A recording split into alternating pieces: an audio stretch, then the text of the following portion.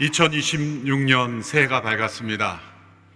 새해 첫날 첫 시간을 하나님 앞에 예배로 올려드리는 모든 성도들에게 하나님의 크신 은혜가 함께 하시기를 축원합니다. 2026년도에 온누리교회 표어는 나를 따르라는 예수님의 말씀입니다. 그리스도인이란 이 예수님의 부르심에 응답한 제자들입니다. 그리스도인이란 명칭과 제자라는 명칭은 분리될 수 없는 동의어입니다.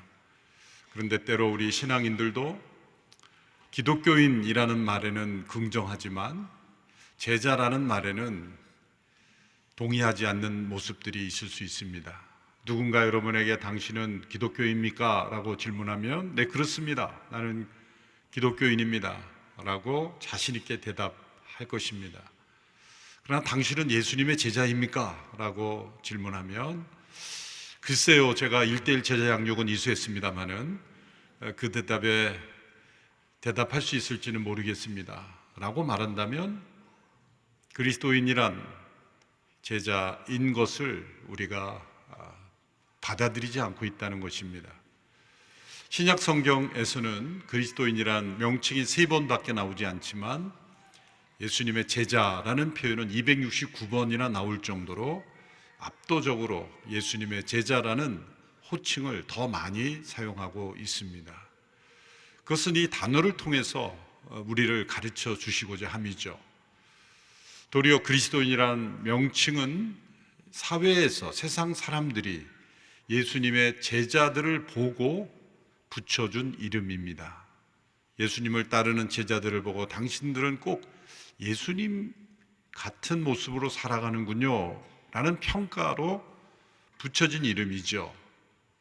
그러므로 우리가 더 선호해야 하는 명칭은 기독교인이라는 종교적 명칭보다 나는 예수님의 제자입니다 라는 명칭을 우리가 더 사랑하고 또 그 부름에 합당하게 살려고 할 때 참된 신앙의 삶을 산다고 말할 수가 있는 것입니다.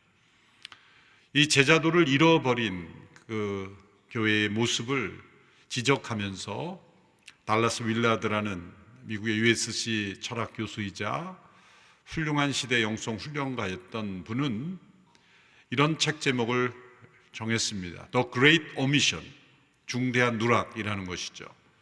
우리 귀에 익숙한 것은 The Great Commission, 그리스도의 지상명령, 대위임령이라는 그 단어가 익숙하지만 거기서 C를 빼서 그리스도를 따르는 제자도가 없는 교회의 모습을 가리켜 중대한 누락의 모습이라는 호칭으로 지적을 했습니다.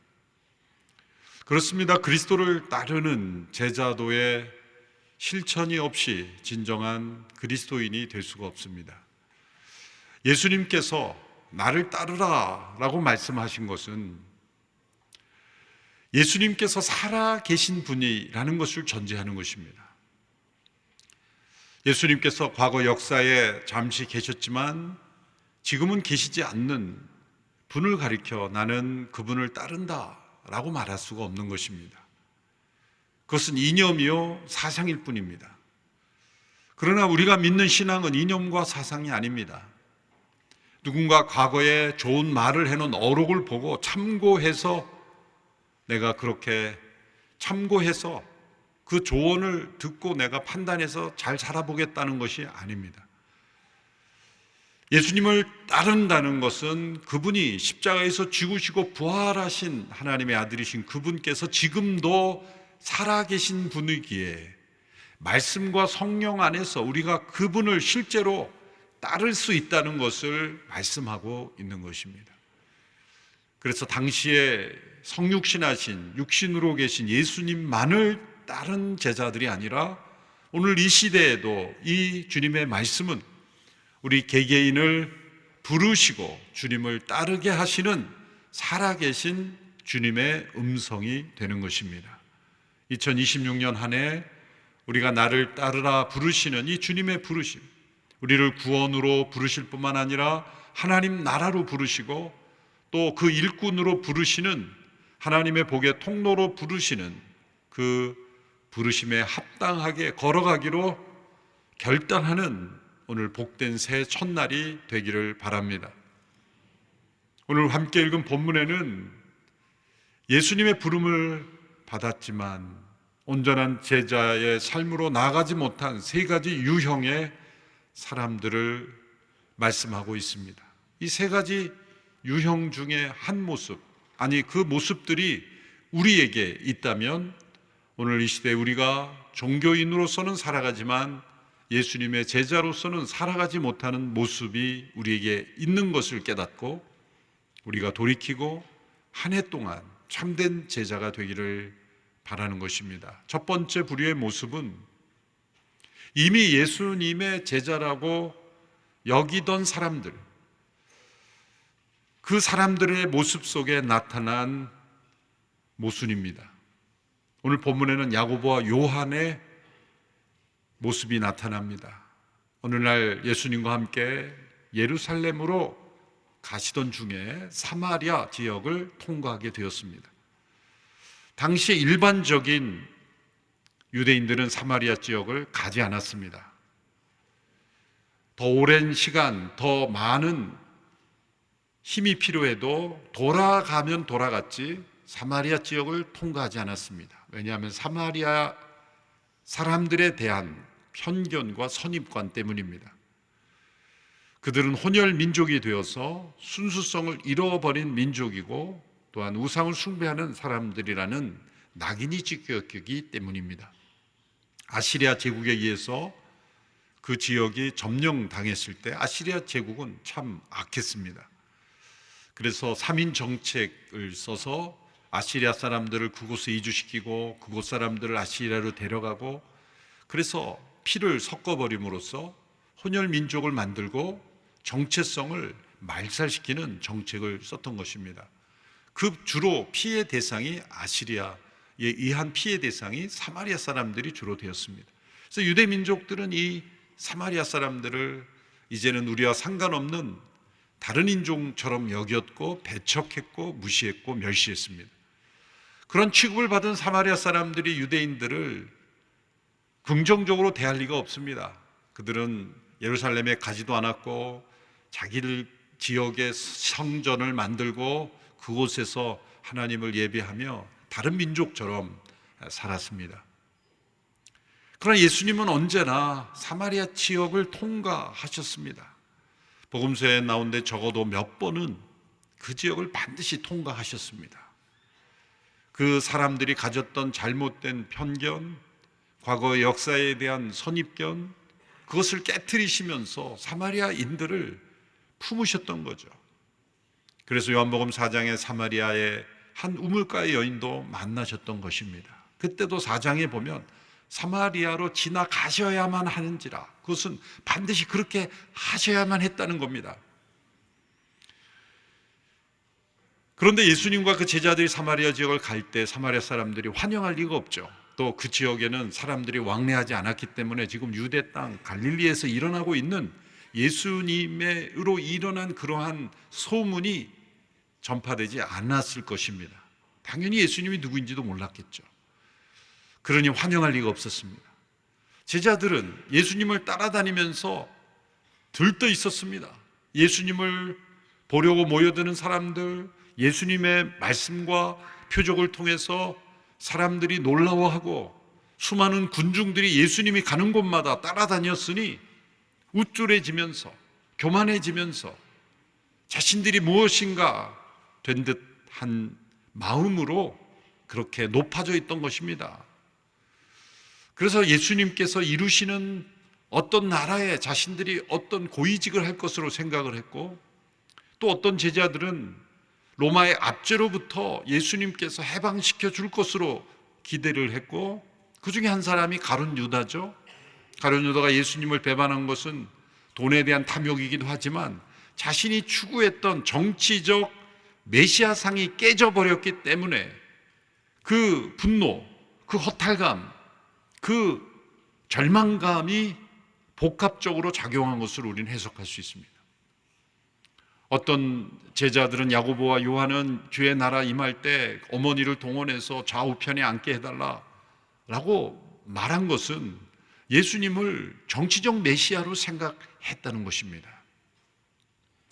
또 헤롯과 같은 그러한 부패한 권력자들을 무너뜨릴 어떤 혁명적인 지도자로서도 예수님을 생각했다는 것이죠. 예수님은 당시에 부패한 지도자 헤롯을 여우라고 지칭하며 저 여우에게 가서 말하라. 바리새인들이 예수님, 헤롯이 지금 당신을 죽이려 하고 있습니다 라고 말할 때 저 여우에게 가서 말하라. 나는 오늘과 내일 그리고 모레 내가 가야 할 길을 갈 것이다. 그리고 말씀하시기를 예루살렘을 품는 암탉과 같은 존재로 예수님을 설명하셨어요. 여우 같은 헤롯을 대항하여 예수님은 당신 자신을 암탉이라고 말씀하셨습니다. 여우와 암탉이 싸우면 누가 이깁니까? 당연히 여우가 이기죠. 암탉은 물어 뜯겨 죽습니다.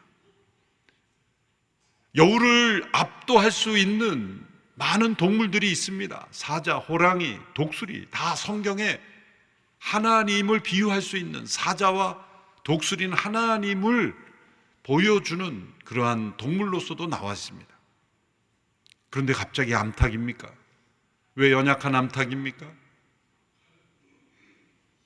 암탉은 자기 새끼를 낳고 생명을 지키기 위해서 자신이 물어 뜯겨도 자신을 희생하는 존재라는 것.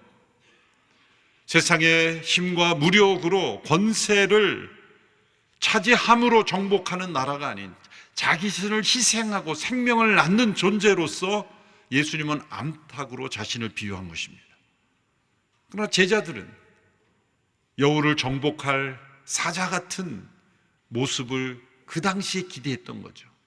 그러나 예수님은 사자십니다. 요한계시록에 보면 분명 그분은 사자십니다. 그러나 그분은 이 땅에 성육신하셨을 때는 어린 양으로 죽임당하심으로 구원을 이루시는 하나님 나라의 귀한 구원자셨습니다. 예수님을 먼저 따랐던 제자들도 예수님이 누구인지를 알지 못했기에 자신들의 이상, 그리고 자신들이 생각하는 것, 심지어 자신들의 안에 있는 불편한 감정으로 표출했던 겁니다. 오늘 본문에는 야고보와 요한이 사마리아 사람들이 자신들을 환영하지 않자 하늘에서 불을 내려 저들을 멸망시켜야 된다고 말했습니다. 일반적인 유대인들이 가지고 있는 사마리아 사람들에 대한 적개심에 더하여서 환영하지 않는다는 이유로 불을 내려 멸망시킨다는 것은 그리스도께서 원하시는 일이 아니죠. 책망했습니다. 누군가 나를 환영하지 않는다고 해서 분노한다면 그것은 그 사람 안에 심각한 문제가 있는 것이지요. 세상이 교회를 환영하지 않는다고 해서 교회가 세상을 쓸어버리겠다고 하는 태도는 있을 수 없는 것이죠. 정복주의적인 태도는 제자들의 길이 아닌 것입니다. 교회의 정복자적 태도로 인해서 교회가 역사 속에 많은 과오를 저질렀죠. 많은 종교 전쟁들이 그렇습니다. 또한 십자군 전쟁이 그랬습니다. 교황 우르바누스 2세가 성당 앞에 모인 군중들을 향해서 이 세상이 이렇게 비윤리적이고 타락한 것은 이 교도들 때문이다. 특별히 이슬람 세력들 때문이다. 저들이 교회를 공격하며 모스크로 바꿔가고 있다. 이제 싸워서 예루살렘을 탈환해야 된다. 이것은 내 말이 아니라 예수 그리스도의 명령이다. 교황의 그 말에 사람들 이것이 하나님의 뜻이다 외치면서 무기를 들고 사람을 죽이고 정복하기 시작했습니다. 십자군 전쟁이야말로 교회가 세상에 잘못된 이 야고보와 요한과 같은 그리스도의 길을 따르지 않는 제자의 잘못된 모습을 보여주는 전형적인 예입니다. 어떤 사람들은 예수님을 따르지만 자신들의 배를 채워주는 분으로 예수님을 생각하고 예수님을 왕으로 모시고자 했습니다. 요한복음 6장에 보면 예수님께서 오병이어의 기적을 일으키시자 예수님을 왕으로 세우려고 했습니다. 그 이유는 예수님께서 이렇게 말씀하셨습니다. 너희가 나를 찾는 까닭은 내가 누구인지 알아서가 아니라 떡을 먹고 배불렀기 때문이다. 그들이 추구한 것은 배부름이었습니다. 예수님만 계시면 우리가 열심히 일하지 않아도 배불리 먹을 수 있겠구나라고 생각했기 때문에 예수님을 왕으로 모시려고 했던 것이죠. 사람들은 때로 배고픔을 해결하는 도구로 예수님을 이용합니다. 어떤 정치적 이상을 추구하는 도구로 예수님을 이용합니다. 때로는 요한과 야고보의 마음속에 있는 것처럼 어떤 적개심을 표출하는 도구로서 예수님을 이용하려고 하기도 합니다. 어떤 모습이든 이것은 예수님을 따르는 게 아니라 예수님을 이용하는 모습입니다. 제자라는 이름으로, 교회라는 이름으로 예수님을 따르는 것이 아니라 예수님을 이용하려는 모습, 이것이 실패한 제자의 모습입니다. 오늘 이 시대에 우리가 예수님이 과연 무엇을 원하시는가, 그것을 따르지 않고 예수님을 우리가 생각하는 이상과 어떤 계획과 우리 자신의 욕심을 채우려는 일에 이용하는 제자가 되어서는 안 될 것입니다. 두 번째 부류의 사람들은 스스로 제자가 되겠다고 나섰으나 부르심을 받지 못한 사람들입니다. 오늘 본문 57절 58절에 보면 그들이 길을 가고 있는데 한 사람이 예수께 말했습니다. 선생님이 가시는 곳이라면 어디든 따라가겠습니다. 예수께서 대답하셨습니다. 여우도 굴이 있고 하늘의 새들도 보금자리가 있지만 인자는 머리 둘 곳조차 없구나. 이 사람은 스스로 자진하여 예수님을 따르겠다고 나섰습니다. 그러나 예수님의 제자가 되기 위해 치루어야 될 대가를 전혀 생각하지 않습니다. 마치 철없는 아이들이 아이돌들을 따라다니듯 맹목적으로 그렇게 따르고자 했던 것입니다. 어디든 예수님을 따르겠습니다라고 말했지만 예수님께서 인자는 머리 둘 곳도 없다라고 말하니 사라져버렸습니다. 제자도의 대가를 전혀 생각하지 않는 주님을 따르는 길은 없는 것입니다. 아니, 예수님 믿고 구원받는 것은 거저 받는 은혜라고 말하지 않았습니까? 맞습니다. 우리 모두는 거저 받는 은혜입니다. 그러나 그 은혜는 너무나 값진 것이기에 그 은혜 앞에 합당하게 우리가 반응할 때 요구되는 것이 있습니다. 그것은 우리가 값없이 구원받지 않는다는 뜻이 아닙니다. 값없이 구원을 받을수록 그 구원이 너무나 가치 있는 것이기에 우리에게 올바른 합당한 반응이 필요하다는 것입니다. 그 은혜는 값싼 은혜가 아니라 값진 은혜이기 때문이죠. 거저 주시는 은혜는 값싼 은혜가 아닙니다. 우리에게 거저 주시는 은혜이기에 하나님의 아들의 십자가의 죽음의 값진 희생이 있었기 때문에 우리가 그 은혜를 받을 때 우리에게는 합당한 반응이 요구됩니다. 예수님께서는 그 제자도의 대가에 대해서 분명히 여러 번 말씀하셨습니다. 특별히 많은 군중들이 예수님을 따를 때 예수님은 나를 따르려거든 이라고 말씀하시며 그 군중들을 참된 제자의 길로 이끄기를 원하셨습니다. 그러나 많은 사람들이 물러갔습니다. 왜요? 그 제자의 길을 예수님이 원하시는 제자가 아닌 자기가 생각하는 그림대로 가기를 원했기 때문이죠. 수많은 사람들이 예수님이 일으키시는 표적을 보고 따랐지만 진정 제자의 길을 걷는 사람은 매우 극소수였습니다. 맥시멈으로 쳐도 120여 명 안팎이었습니다. 그것이 사도행전 1장에 그들이 함께 모였던 제자들의 숫자였기 때문이죠. 또 좀 더 좁힌다면 70여 명, 더 좁힌다면 12명가량이 되고 그 12명 중에 한 사람은 예수님을 배신하였죠.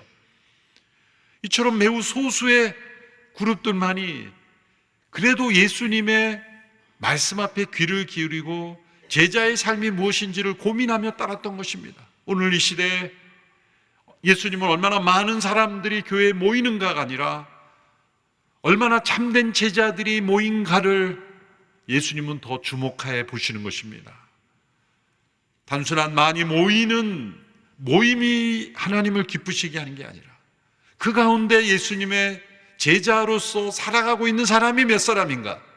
예수님은 그것을 지켜보시는 겁니다. 그래서 예수님께서 말씀하신 제자도의 대가를 분명히 말씀하신 것이 두 군데 있는데, 하나는 마태복음 16장 24절에 나옵니다. 올해 표를 말씀하는 주제입니다. 함께 읽어보겠습니다. 시작. 그때 예수께서 제자들에게 말씀하셨습니다. 누구든지 나를 따르려거든 자기를 부인하고 자기 십자가를 지고 따라야 한다. 나를 따르려거든 자기를 부인하고 자기 십자가를 지라. 이 두 말씀은 서로 연결되어 있습니다. 자기를 부인하라. 그것은 자신에 대해서 잊어버리라. 자기 자신에 대해서 거절하라. 자기 자신에 대해서 노하라. 잊어버리라는 말씀이죠. 베드로가 대제사장의 집들에서 여종이 당신 예수님과 함께 있었던 사람 아니오라고 했을 때, 아니요, 나는 그 사람을 모릅니다. 3번씩이나 부인했던 것처럼 그렇게 자기 자신에 대해서 부인하라는 겁니다. 아니요, 자기 자신에 대해서 아니요라고 말하라는 겁니다. 여러분, 이것은 자연적인 우리의 본성으로는 불가능한 일입니다. 사람들은 이 자기 부인이라는 게 무엇인지를 체험해 보려고 해서 많은 노력을 합니다. 가장 많은 시도가 금욕이죠. 자신의 욕구를 절제하고 이것을 금하는 훈련을 함으로써 자기를 부인해 보려고 합니다. 그 자기를 부인하는 자기 절제를 중요한 주제로 해서 생겨난 종교가 불교입니다. 그것을 그 사람들은 해탈이라고 말하고 자기 자신이 붓다가 된다고 말하죠. 핵심은 자기의 욕망을 버리라는 거죠. 일종의 자기 부인을 가르치는 겁니다. 그런데 거기에 함정이 있어요. 자기의 욕망을 제어하라, 자기 욕망을 제어하라 라고 말하는데, 자기 욕망을 제어하려는 욕망은 어떻게 제거합니까? 그게 모순이 있는 거예요. 이것을 다시 기독교 역사로 가지고 들어오면 금욕이라는 것, 어떤 고행을 통해서, 고난을 통해서 자기를 부인해 보려고 할 때 나타난 것이 중세 수도원사들이죠.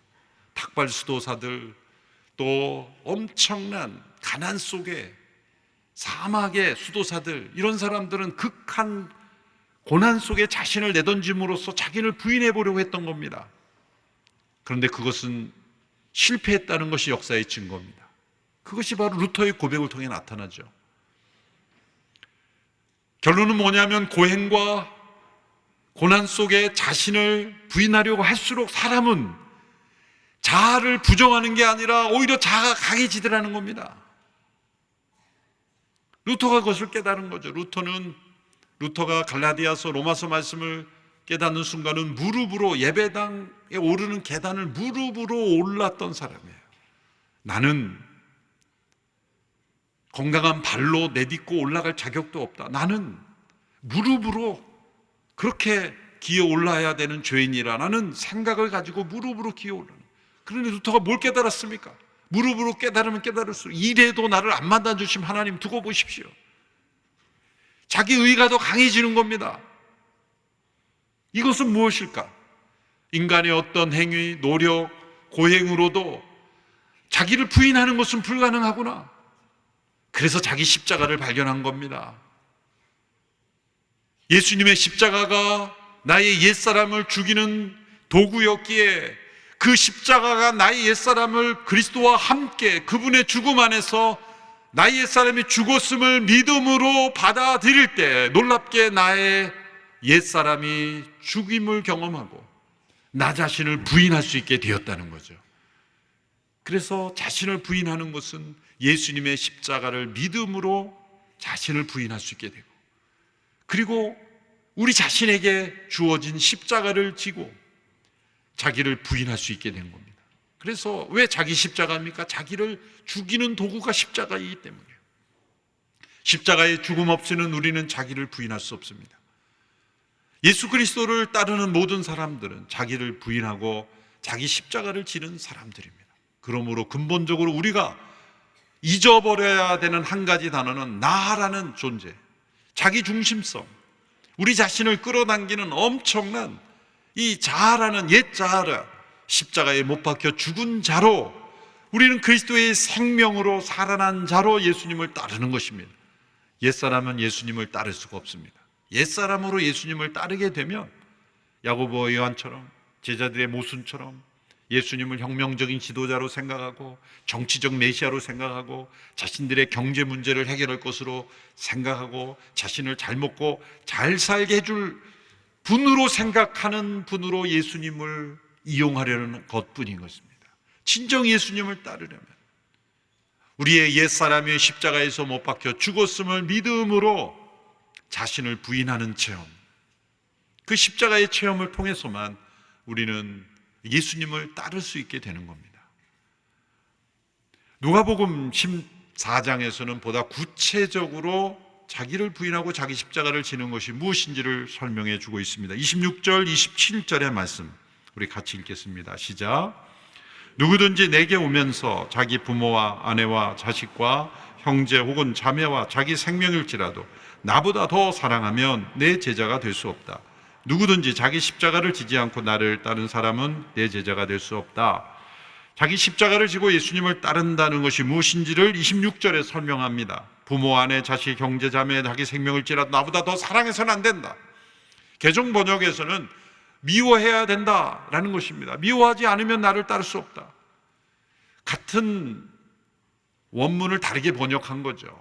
나보다 더 사랑하면 안 된다라는 것은 보다 풀어서 의역으로 해석한 것이고, 미워하지 않으면 안 된다라는 것은 직역에 가까운 겁니다. 영어 번역도 NIV 번역은 미워하지 아니하면 이렇게 번역했고, NLT라는 번역은 우리말 성경처럼 나보다 더 사랑하면 안 된다라고 번역합니다. 둘 다 가능한 번역인데, 미움이라는 단어를 쓴 이유가 어디 있을까요?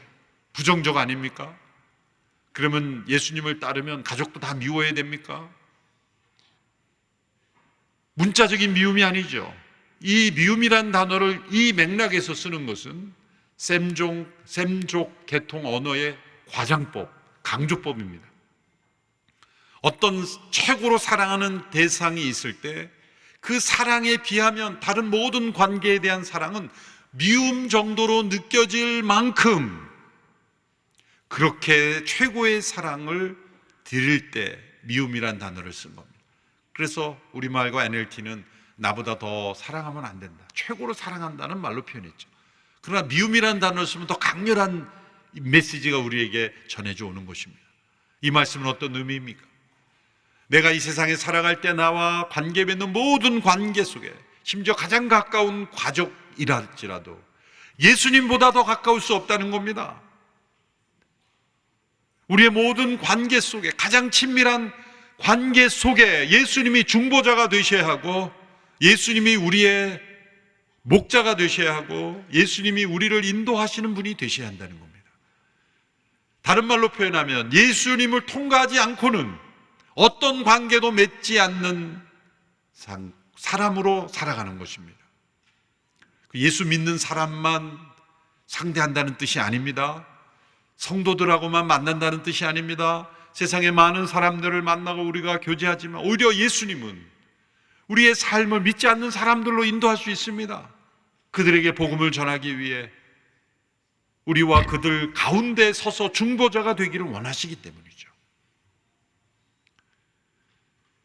세상의 모든 만물이 예수님을 통해 지음받았기에 우리의 모든 삶의 중심이 예수님 중심이 되며, 예수님을 통과하지 않고는 어떤 관계도 나에게 성립될 수 없다라고 여기는 삶, 이것이 제자의 삶이라는 거죠. 그래서 예수님의 제자입니까? 라고 묻는다면 우리가 멈칫하게 되는 것은 어느 정도 그 의미를 알기 때문이지요. 모르기 때문이 아니라 사실 알기 때문에 우리는 기독교인이라는 명칭을 더 선호하는지도 모릅니다. 세 번째, 예수님의 부르심을 받고 따르지 못한 사람들이 나타납니다. 59절에 62절의 말씀을 보면 두 사람이 나옵니다. 한 사람은 예수님께서 나를 따르라 라고 부르셨을 때 아버지의 장례를 치르고 예수님을 따르겠습니다 라고 말합니다. 또 한 사람은 가족들과 작별 인사를 하고 나서 따르겠다고 말합니다. 당연하고 합당한 이유입니다. 아버지의 장례를 치러야죠. 가족들과 작별 인사할 수 있는 거죠. 해야죠. 그런데 예수님은 그들의 말하는 겉의 이유보다 그들의 속의 중심을 보고 계셨기 때문에 예수님 이렇게 답변하셨습니다. 아버지의 장례를 치료해야 한다는 말은 죽은 자들로 죽은 자를 장사하고 나를 따르라. 가족과 작별 인사를 하겠다는 사람에게는 쟁기를 가지고 뒤를 돌아보는 자 하나님 나라에 합당하지 않다라고 말씀하셨습니다. 겉으로는 합당한 이유를 제시했지만 사실 속으로는 예수님을 따르긴 하고 싶지만 조건을 붙이는 모습을 예수님 지적하신 거예요. 사실 아버지의 장례를 먼저 치료해야 된다는 것은 아버지가 돌아가실 때까지 기다려달라는 겁니다. 아버지가 지금 당장 돌아가셨으면 그 장례식이 있어야지 예수님 만나고 있을 수 있습니까? 아직 안 돌아가셨는데 돌아가실 때까지 기다려야 된다는 거고, 가족들과 작별 인사를 할 수 있게 되는 것은 가족들의 허락을 받아야만 가능한다는 거예요. 진정 예수님의 제자의 삶을 산 것은 때로 가족이 이해하지 못해도, 받아들이지 못해도 걸어가는 부르심입니다. 가족관계를 의도적으로 깨트리라는 것이 아니라 예수님을 믿는 삶에 있어서 가족이 동의하지 않는다고 해서 걸어가지 못하는 것은 제자의 삶을 포기한 삶이죠. 부모님이 다른 종교를 가지고 계시기 때문에 부모님이 돌아가시고 난 뒤에 내가 가능하겠습니다 라는 것도 같은 맥락의 말씀이에요. 그것은 이 부르심이 얼마나 긴박하고 중요하고 그리고 근본적인 부르심인가가 깨닫지 못했기 때문입니다. 예수님을 믿고 부르심에 응답하는 것은 문화생활이 아닙니다. 내가 선택할 수 있는 하나의 프로그램이 아닙니다. 여러 가지 종교가 선택할 수 있는데 그 중에 하나로 내가 선택하는 것이 아닙니다. 예수님이 나를 따르라고 하신 이 구원의 부르심은, 하나님 나라의 부르심은 우리가 결코 포기할 수 없고 포기돼서는 안 되는 영원한 생명의 부르심이기 때문입니다. 긴박한 부르심이기 때문이죠. 쟁기를 가지고 뒤를 돌아보는 자가 어떻게 밭을 갈겠습니까? 그럼 오늘날도 많은 사람들이 예수님의 부르심 앞에 응답하지 못하는 까닭은 예수님의 부르심 앞에 조건을 붙이는 거예요. 하지만 저는 주님을 따르고 싶습니다. 하지만, 이 하지만이라는 단어가 이 고백을 부러뜨린다고 해서 스펄전 목사님 부러진 고백이다. 많은 사람들이 이와 같이 부러진 고백을 하고 있다. 저도 주님을 따르겠습니다. 하지만 이 미루는 습관, 이것이 신앙생활을 무너뜨리는 이단과 같다고 말했습니다. 에이든 도저 목사님이 이런 문장을 남겼죠. 그리스도를 자진해서 영접할 수는 있으나 그분을 주님으로 삼아 순종하는 일은 우리가 원할 때까지 미룰 권리가 있다는 개념, 이것이 이단이다. 예수님을 따르겠지만, 하지만 내가 원하는 조건이 충족되어야만 된다는 것, 이것은 이단이라는 겁니다. 여러 가지 모습으로 나를 따르라라는 부르심에 응답하지 못한 모습들을 봤습니다. 이미 앞서 예수님의 제자가 된 이들처럼 교회 공동체 안에 깊이 들어와 있지만 정작 예수님의 제자의 삶을 살지 못하는 모습들, 오히려 정치적, 경제적, 이념적, 그리고 어떤 자신의 무엇인가를 이루기 위해 예수님을 이용하는 모습은 제자의 모습이 아니라고 살펴봤습니다. 제자가 되겠다고 했지만 맹목적으로 예수님이 누구인지, 또 제자의 도의 대가가 무엇인지, 십자가의 도와 상관없는 그러한 제자로서 오해하는 모습도 보았습니다. 자기를 부인하는, 자기 십자가를 지는 그 십자가 체험과 상관없는 제자로서 따르고자 하는 사람들도 보았습니다. 마지막으로 주님은 따르고자 하지만 부르심 앞에 조건을 붙이며 미루며 따르지 못하는 모습들, 어쩌면 저와 여러분의 모습입니다. 2026년도에는 이 세 부류의 모습이 아닌 단순하게 예수님을 신실하게 그리고 충성스럽게 말씀과 성령 안에 따르는 우리 모두가 되기를 축원합니다. 그래서 또 한 해를 보내서 이제 2027년 표가 나왔을 때 여러분 금방 옵니다. 몇 번만 자면 이제 또 다른 신년 예배를 드릴 거예요. 그럴 때 나는 이제 이 말씀이 무슨 의미인지 안다. 자기를 부인하고 자기 십자가를 지고 예수님을 따른다는 게 내가 뭔지 압니다. 누군가에게 설명해 줄 수 있는 저와 여러분이 될 수 있게 되기를 바랍니다. 그래서 오늘부터 새로 나눠드린 성경 읽기표로 시작하십시오.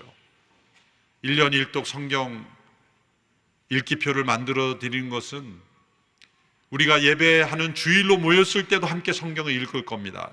이제 그리고 2월부터 그렇게 할 건데 개인적으로도 읽고 또 함께 모였을 때도 읽고, 그래서 1년 1독 성경을 읽어 나가며 또 함께 공동체로 참여하며 1대1 제자양육을 하지 않은 분은 다 하시기를 바라고, 예수님의 제자로서 우리가 살아갈 때 필요한 영적 양육도 받으시고 그리스도의 제자의 삶을 공동체적으로 함께 이루어가는 2026년 한 해가 되어서 이 세상에 어떠한 풍파가 휩쓸릴지라도 휩쓸리지 않고 예수님의 제자의 길을 묵묵히 걸어가는 우리 온누리교회 성도들 다 되기를 축원합니다. 기도하겠습니다. 잠시 1분간 합심하여 함께 기도합니다.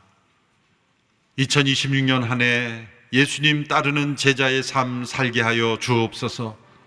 자기를 부인하고 자기 십자가를 지고 주님을 따른다는 것이 무엇인지를 깊이 체험하고 누군가에게도 설명해 줄 수 있는 사람이 되게 하여 주시옵소서. 함께 합심하여 기도하며 나아가겠습니다. 살아계신 하나님 아버지, 새로운 한 해를 허락하시는 은혜 감사합니다. 나를 따르라 말씀하신 주의 부르심이 그저 세상의 구호처럼 들려오지 않게 해주시고 나의 심장을 뛰게 하고 나의 폐부를 찌르며 또한 나의 생각을 사로잡는 주의 음성 되게 하여 주옵소서. 일평생 주님을 따르며 순종하는 발걸음이 되게 하시고 2026년 한 해 더욱더 주님 가까이 가는 주와 동행하는 믿음의 사람들 다 되게 하여 주시옵소서.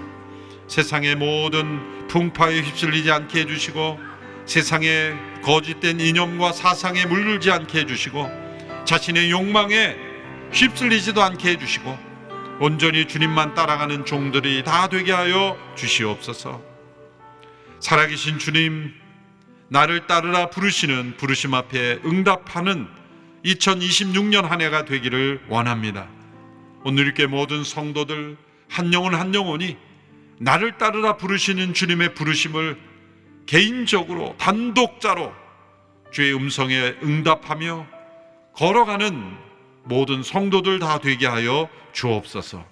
예수님의 이름으로 기도하옵나이다. 아멘.